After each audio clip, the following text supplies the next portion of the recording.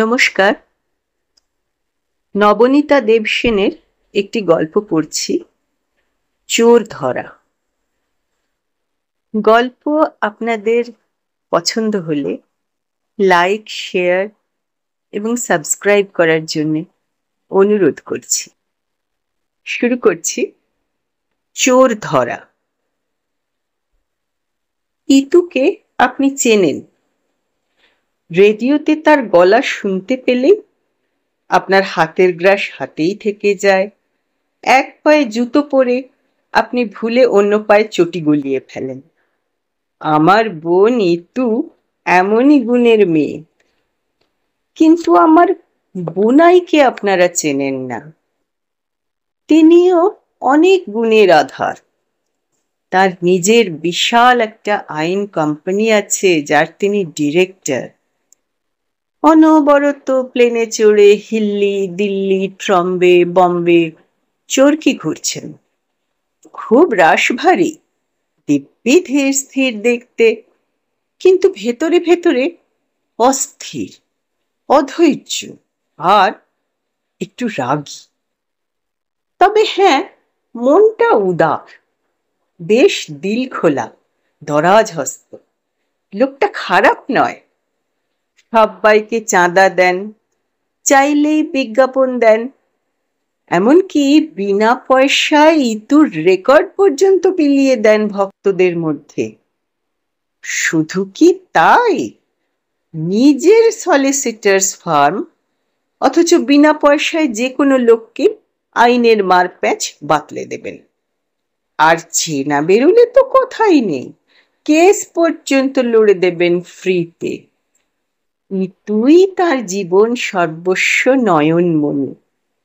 উঠতেই তু, বসতেই তু, খেতেই তু, শুতেই তু, মানুষটি ইতু সর্বস্ব। এই জাঁদরেল ব্যারিস্টারকে কোমরে গুঁজে রেখে অনায়াসে ইতু সংসার করে, ছেলেপুলে সামলায়, ছাত্রছাত্রী সামলায় এবং নিজের গানকে দিনকে দিন উন্নত করে। আমি দিদি বটে, মুগ্ধ নয়নে ছোটর করিতকর্ম দেখি আর অবাক হই। সেদিন রোববার সকালবেলা ইতুর বাড়ি গেছি।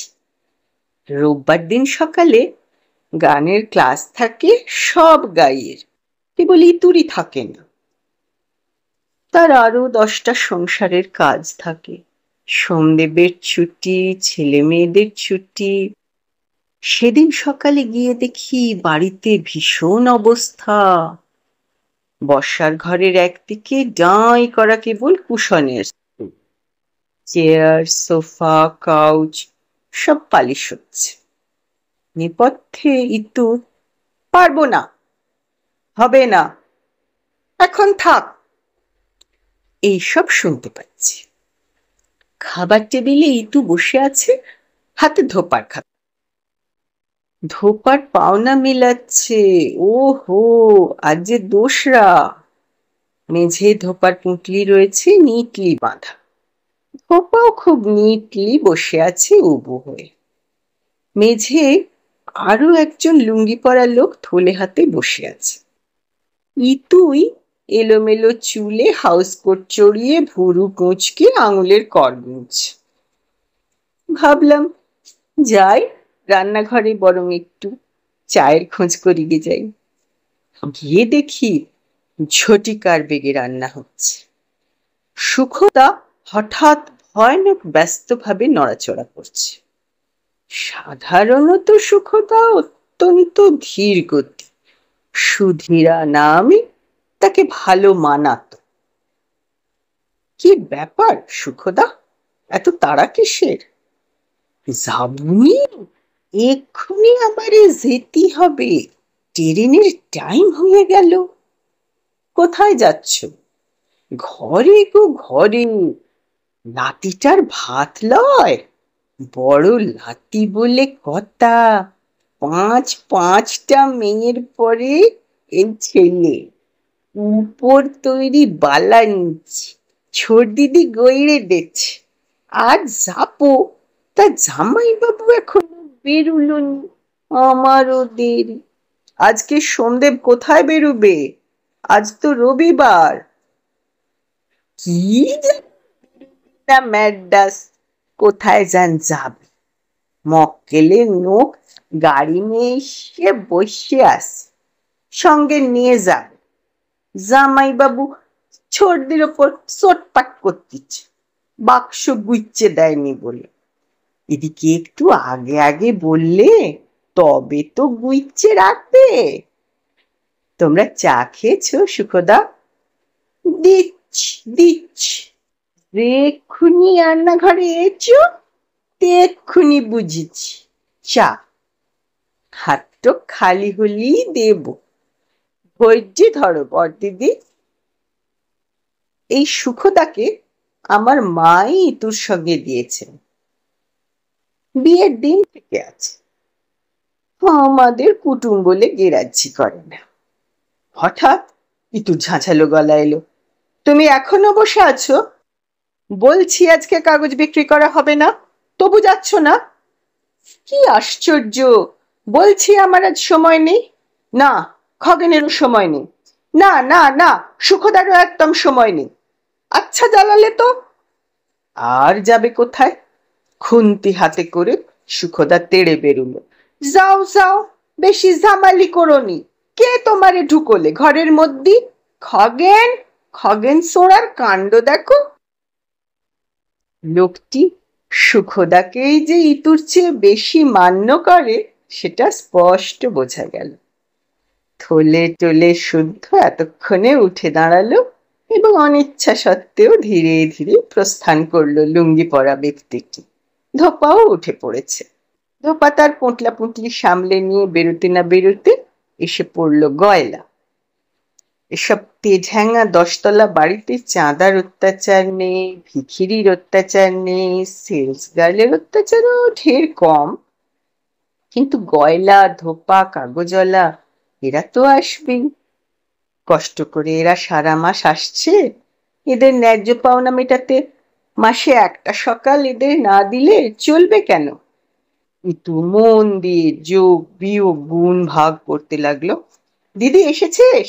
আয় ভাই, তোর গেছো দাদা ভগ্নিপতির বাক্সটা গুছিয়ে দে না। ও বাবা, ও তুই কর গে, আমি বরং তোর গয়লার হিসেবটা করে দিচ্ছি। দে, খাতা দে। ইতু, ইতু, ইতু, ইতু। ওই দেখো, ষাঁড়ের মতো গর্জন শুরু হয়ে গেছে। এ বাক্সটা নয়, এ বাক্সটা নয়, অন্যটা। হলদেটা দাও, যাতে বাক্স ডেলিভারি নেবার জন্য 1 ঘন্টা এয়ারপোর্টে আটকে থাকতে না হয়। হলদেটা ছোট আছে, সঙ্গে নেওয়া যাবে। পাজামা পাঞ্জাবি ও একগাল ফেনা সমেত সোমদেব এসে দাঁড়ালো চটি ঘষতে ঘষতে, হাতে দাড়ি কামানোর খুর, কাঁধে তোয়াল। আচ্ছা তুমি চানটা সেরে নাও না, আমার এক্ষুনি হয়ে যাচ্ছে। सोमदेव गॉयलर ऊपर चोख पकाए एबार। कौन है तुम? गॉयला? अभी नहीं, अभी भागो, बाद में आओ, दोपहर में 3 बजे आओ। না না, 3 বাজে খবরদার আসবে না, আমি তখন একটু শোবো। এই তো হয়ে গেল, দাঁড়াও, পয়সা লিখে যাও। ইতু চাচা, সবুজ স্লিপিং স্যুটটা দিয়ে দিও, আর সুতির ড্রেসিং গাউনটা, শীত কমে গেছে। সোমদেব চলে যায়। আচ্ছা বাবা, আচ্ছা, দিচ্ছি দিচ্ছি। দুধের হিসেবটা আগে করে নি। দিদি, সর্দি, এই লাও চা। আমারটা এবারে বুঝিয়ে সুঝিয়ে আমারে ছেড়ে দাও, আমি যাই। বাহ, সুখদা সত্যি সুখদা। চা হয়ে গেল? একটু সবুর করো, তোমার হিসেব রেডি হয়েই আছে। চায়ে চুমুক দিতে দিতে গয়লার হিসেব শেষ। সে যেই টাকা পয়সা নিয়ে চলে গেল, ইতু সুখদাকে ডাকল। সঙ্গে সঙ্গে তুতুমিতুর আবির্ভাব। মা, মা, আমরা দক্ষিণীতে চললুম। আরে খেয়ে যা। সজোরে ঘাড় নেড়ে ওরা বলে, খাওয়া হয়ে গেছে। কি খেলি? কখন খেলি? জুতো পড়তে পড়তে মেয়েরা কোরাসে উত্তর দেয়, দুধ আর জেমস, অনেকক্ষণ। জেমস? জেমস মানে ওই গুল্লি গুল্লি চকলেট? ওটা একটা খাবার? কি করব? সুখু দিদি খাবার দেয়নি তো, সুখু দিদির রান্না শেষ হয়নি তো। এবার মাসি হিসেবে আমি ফিল্ডে নামি, তাই বলে তোমাদের খাবার দেবে না? সুখদা! ইতু কিন্তু সুখদাকে দোষ দেয় না, মেয়েদেরই বক। নিজে নিজে রুটি মাখন চিজ নিয়ে নিতে পারো না? এক একদিন যদি অসুবিধে থাকে, ফ্রিজে তো সবই আছে, নিজের হাতে বার করেও নিতে পারো না? এত ইতু কথা বলতে বলতেই খাবার দাবার বের করে ফেলেছে, প্লেটও লাগিয়ে ফেলেছে। মেয়েরাও ভয়ে ভয়ে দাঁড়িয়ে দাঁড়িয়ে রুটিতে মাখন লাগাতে শুরু করেছে। এবার ইতু ছুটলো শোবার ঘরে, বাক্স গুছোতে হবে। আমি দেখছি আর মুগ্ধ হচ্ছি। এই সেই ইতু, মা ঠিক এই ভাষাতেই বকতেন আমাদের। আমরা খাবার না খেয়ে দুধ খেয়েই খেলতে পালাতুম। History repeats itself. বাক্স গুছোতে ইতুর বেশি সময় লাগলো না, বন্ধ ছন্ধ করে বাইরে এনে রাখলো। সোমদেব যাবার সময় নিয়ে যাবে। অনবরতই তো সে বাইরে যাচ্ছে, ইতুর মুখস্থ হয়ে গেছে কি কি দিতে হবে। Automatic packing system. সবুজ স্লিপিং স্যুট ভিজিয়ে লালটা দেওয়া হলো। সোমদেব ঠিক রেগে যাবে। যাকে স্লিপিং স্যুট নিয়ে কি কেউ মাথা ঘামায়? যত পাগলের কাণ্ড! দেখছিস দিদি? ইতিমধ্যে সুখদা দেখি ফর্সা ধুতিটি পরে বগলে চাদরটি নিয়ে এসে হাজির। ইতু এবার সুখদাকে নিয়ে পড়ল। দুই মেয়ে দক্ষিণীতে বেরিয়ে গেছে। ছেলে যায়নি, সে বারান্দায় বন্ধুদের সঙ্গে চেঁচিয়ে আড্ডা মারছে। গলা শুনতে পাচ্ছি, এটা ভালো লক্ষণ। আজকাল তো ছেলেরা যে যার দোর বন্ধ করে উচ্চগ্রামে বিলিতি মিউজিক চালিয়ে কি জানি কি গুজগুজ করে। ফুটবল খেলা নিয়ে তুমুল তর্ক, সিনেমা নিয়ে ফাটাফাটি ঝগড়া, এসব তো আজকাল দেখি না। শুভটা এদিক থেকে ভালো, খেলাধুলো চেঁচামেচি সবই করে। ইতু সুখদাকে বোঝাচ্ছে, এই যে ধরো তোমার নাতির রূপোর বালা দুগাছা, বুঝলে? এই যে এই কাগজটা যত্ন করে তুলে রাখবে, ছেলেকে দিয়েও দিতে পারো, এতেই সব হিসেব লেখা আছে। ওজন কত, মজুরি কত, কতটা রূপো আছে, সব এই 3টে নোট এক্ষুনি তুলে রাখো। ওহো, ট্যাঁকে অতটা গুঁজো না একসঙ্গে, যদি হারিয়ে যায়। ইতুর হিসেবে বোর্ড হয়ে গিয়ে আমি একবার শুভর কাছ থেকে বারান্দায় ঘুরে এসে দেখি সুখদা রান্নাঘরে চলে গেছে। পিছু পিছু ইতুও ছুটেছে এবং তার বক্তৃতা শোনা যাচ্ছে। ওহো, কাগজটা সেই ট্যাঁকেই রাখলে? বালার সঙ্গে মুড়ে ওটাও তোমার ঝোলাটাতে রাখা উচিত ছিল। আর এই আলাদা খুচরোটা রাখো বাস ভাড়ার জন্যে। এটা নাও ট্রেন ভাড়া, অত টাকা যেন বের করবে না। উফ, সুখদাকে নিয়ে ইতু যেন মেতে উঠেছে। কার যে নাতির ভাত বোঝা দায় হয়েছে। সুখদা এবারে বললে, হয়েছে হয়েছে, সব বুঝিছি। এই কি আমি প্রথম ঘরে যাচ্ছি ছোটদি? সুখদা, দেখো ভালোই ভালোই ফিরে এসো বাপু সামনের রোববার। দেখছো তো আমার কি অবস্থা। সে আসবনি, নিশ্চয় আসব। ইতিমধ্যে এক ফাঁকে সোমদেব এ ঘরে এসে হাত নেড়ে টাটা করে চলে গেছে। তার মক্কেলের তরফে যে লোকটি ওকে নিতে এসেছিল সেও এলো সঙ্গে সঙ্গে। পিছু পিছু এলো, আবার পিছু পিছু গেল। এবার ঠাকুর নমস্কার করে রান্নাঘর বন্ধ করে খগেনের কাছে বিদায় নিয়ে শুভকে বলে টলে সুখদা খাবার ঘরে এসেই চিৎকার করে উঠল, অ খগেন, আমার পোটলাটা কি করলি? তোমার পোটলা? তোমার পোটলা আমি কি করব? সেই তো সকাল থেকেই এইখানে পড়ে আছে। নিজের জিনিস নিজে খেয়াল করবে না? বলে গজগজ করতে করতে খগেন ঘরে এসে টেবিলের ওপাশে গিয়ে অবাক, আরে নেই তো, গেল কোথায় সুখু দিদির পোটলাটা? সবাই অবাক। সত্যি তো, সুখদা মাথা চাপড়ে কেঁদে উঠল, হায় হায় হায়, কে নিয়ে পালালে গো আমার পোঁটলা?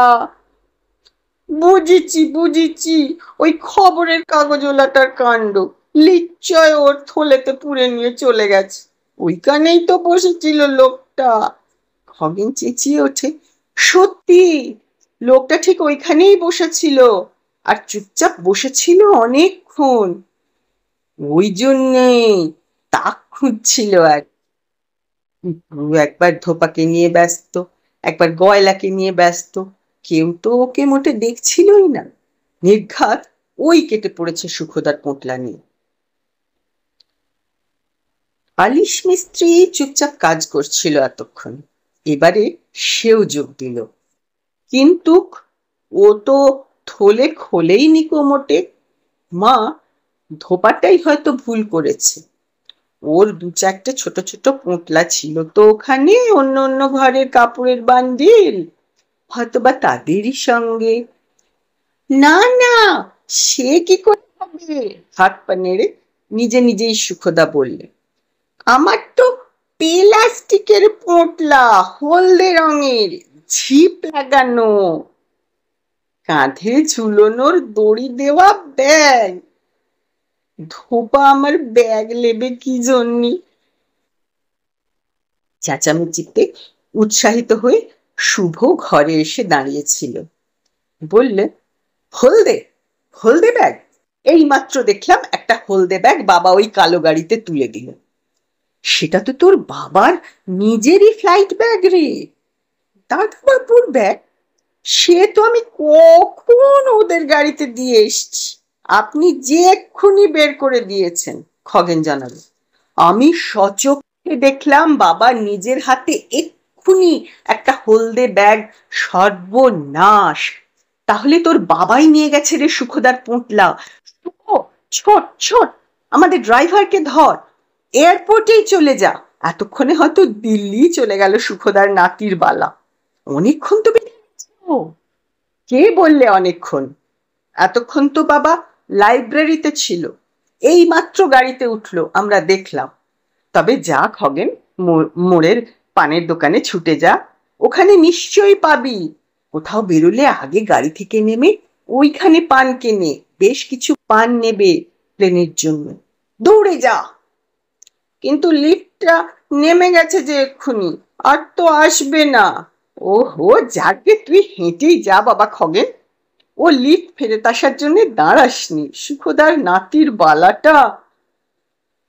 খগেন তবু গাইগুই করছে দেখে ততক্ষণে শুভ ছুটেছে সিঁড়ি দিয়ে। 7 তলা দৌড়ে নেমে পানের দোকানে যাবে বাবাকে ধরতে। সঙ্গে সঙ্গে দৌড়দার করে ছুটলো তার সাঙ্গপাঙ্গরা। মুহূর্তের মধ্যেই বাড়ি ফাঁকা, নিস্তব্ধ। কেবল দেয়াল ঘড়িটা উদ্বেগে টিকটিক করে যাচ্ছে। সুখদা তারই মধ্যে মৃদু মৃদু নাকি সুরে কেঁদে চলেছে, হায় হায় হায়, জামাই বাবু কিনা আমার পোঁটলা নেবে চলে গেল গো। আমার আর লাতিটার ভাতে যাওয়া হল। কে বলেছে দিল্লি যাচ্ছে তোমার ব্যাগ? ফোড়ন কাটে খগেন। বাবু তো নিজের ব্যাগটাই প্লেনে হাতে নিয়ে উঠবেন, আর ওই ব্যাগটা ওর নয় বলে যেই বুঝতে পারবেন, কিছুতেই নেবেন না। মক্কেলের গাড়িতেই পড়ে থাকবে। ও ব্যাগ শুদ্ধ সব মাল সুখদিদির খোয়া গেল। খগেনের ভাষা শুনে সুখদার শোক আরো উঠলে ওঠে। আমি তো ট্যাঁকেই নিয়েছিলুম, চোর দিদি আমারে জোর করে পোঁটলাতে রাখালে। আমি রাখতে চাইনি ওরে, আমার অতগুলো টাকা, আমার লাতির উপর বালা, হায় ভগবান। ই তো খুবই লজ্জিত। আমি এক ধমক দিই, গেলে গেছে, আবার হবে। জিনিসপত্র কি যায় না? তোমার জামাইবাবুকে বলো রূপোর বালা গড়িয়ে দেবে, 300 টাকাও দিয়ে দেবে। এখন চুপ করো দেখি। কিন্তু তো বারান্দায় দাঁড়িয়ে আছে উদগ্রীব। 7 তলা দৌড়ে দৌড়ে নামা তো সোজা নয়। শুভর দল যতই জোরে নামো, তারা আর পথে বেরোচ্ছে না।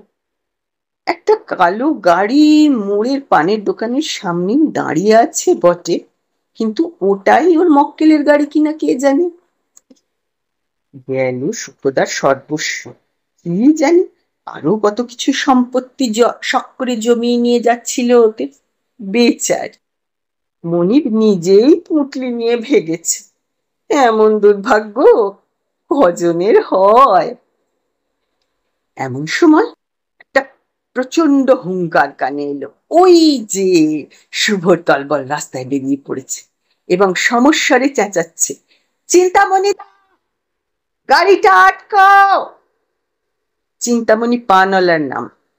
চিন্তামণির সাদা মুন্ডু পানের দোকান থেকে উঁকি মারল এবং পানের দোকানের ওপাশ থেকে হেঁটে এলো সোমদেব।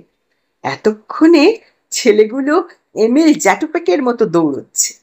7 তলার উপর থেকে আমরা দেখলাম গাড়ির সামনে জটলা হচ্ছে। সোমদেব হাত পা নেড়ে ছেলেদের উপর রাগারাগি করছে। মক্কেলের চল বেরুল, বুট খুলল। শুভ ছো মেরে বুট থেকে সুখদার ব্যাগ তুলে নিল এবং তারপরেও কিছু কথাবার্তা হলো। অতঃপর ড্রাইভার উঠল, সোমদেব উঠল, মক্কেলের চর উঠল, সবাই উঠে পড়লো, গাড়ি চলে গেল। সুখদার পোঁটলা কাঁধে বিজয় মিছিল করে শুভর দলবল বাড়ির দিকে আসতে লাগলো হেসে গড়াতে গড়াতে। তাদের সেই আহ্লাদে এবং অহংকারে রাস্তাটাই আনন্দে ঝলমল করে উঠল। সরস্বতী পুজোতে রঙিন আলোর শাড়ির মতোই সেই হাসির চমকানি।